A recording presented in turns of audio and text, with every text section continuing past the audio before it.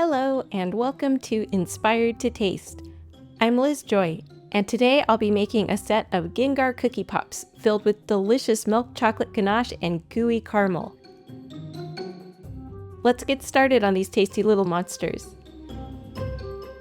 I'm going to be using this mini creamsicle mold from Silicomart. I love Silicomart molds because they're high quality, 100% food safe, and can be used for frozen as well as baked desserts. Just really versatile and worth the splurge if you're interested in working with molds. I'm starting by rolling chilled sugar cookie dough to 3 millimeters in thickness, or about 1/8 inch. This will make up the shell of my dessert, so I want to keep it relatively thin to allow room for my filling. You can find a link to the recipe I used in the description below. Using a laminated template and a sharp craft knife, I'm cutting out my shapes to line the inside of the molds.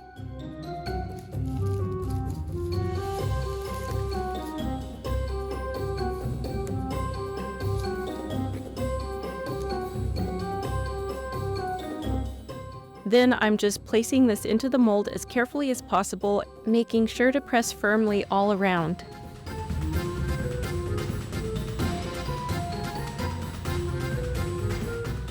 And then removing the excess. The dough may slide down a bit when baking, so I'm making it just a tiny bit taller than the edges. I also want to make sure my popsicle sticks are nice and sturdy, so I'm adding a bit more dough to the bottom of each mold for a slightly thicker base.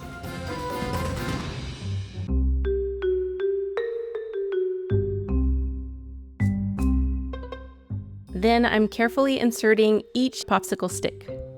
If the dough is too soft to work with, just chill it for a few minutes in the freezer before continuing. To help keep these shapes intact, I'm going to set them in the freezer for at least 15 minutes before baking. Then I'm baking them at 350 degrees Fahrenheit for about 12 minutes. These bubbled a bit while baking, so I'm going to use the rounded handle of a butter knife as a tamper and gently press everything back into shape.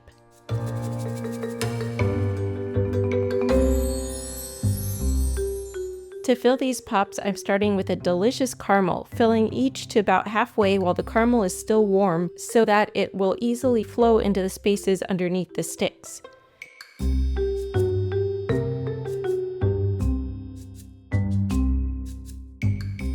Then comes a layer of milk chocolate ganache. I cut, baked, and cooled these base pieces ahead of time and am attaching them by pressing them firmly but gently into the filling. Afterwards, I'll chill these in the fridge and the bases will stick more securely to the ganache as it sets.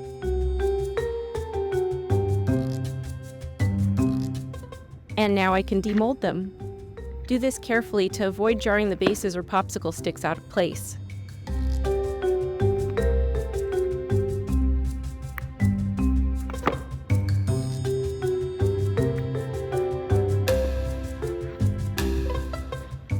I used royal icing to fill in any obvious cracks and dents and to create a smoother work surface for myself. My base pieces were a little bit big and are sticking out from the shells just a bit, but I really want them to be flush to make decorating these guys easier and to create a more seamless finished design. Luckily, there's a super easy fix. You can just use a microplane or zester to quickly shave down the edges and get everything nice and tidy.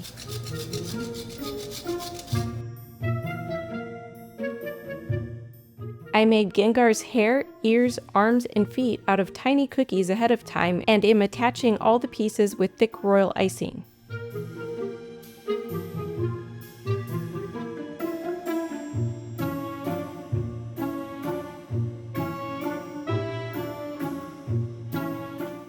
Next, I'm painting his teeth directly onto the cookie surface using white poppy paint, which is super opaque and dries really fast. Then, drawing the tooth lines using a drip color edible marker. I'm going to coat these pops with royal icing in 2 stages, starting with the front. I'm just tracing a line around the whole edge of the pop to give myself a border to work with. Then I'm going to use a fairly thin consistency royal icing to flood this front section, using a paintbrush to spread the icing. I don't want the icing coating to be too thick since it's going to cover the entire pop and these are already quite sweet.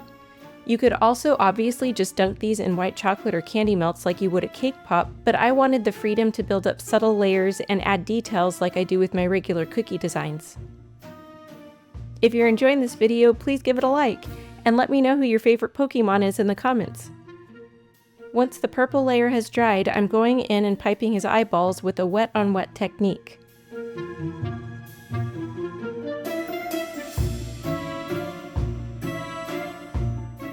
Then, once those are dry, I can go back and outline his eyes and mouth for a more cartoony effect.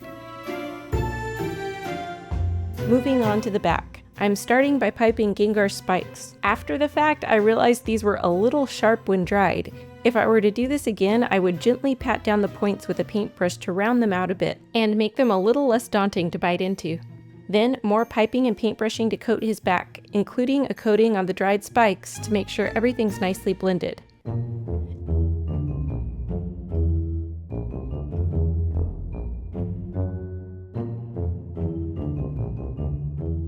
And that's it! Pretty easy, and so unique. Let's take one final look and then cut into these bad boys. 3, 2, 1.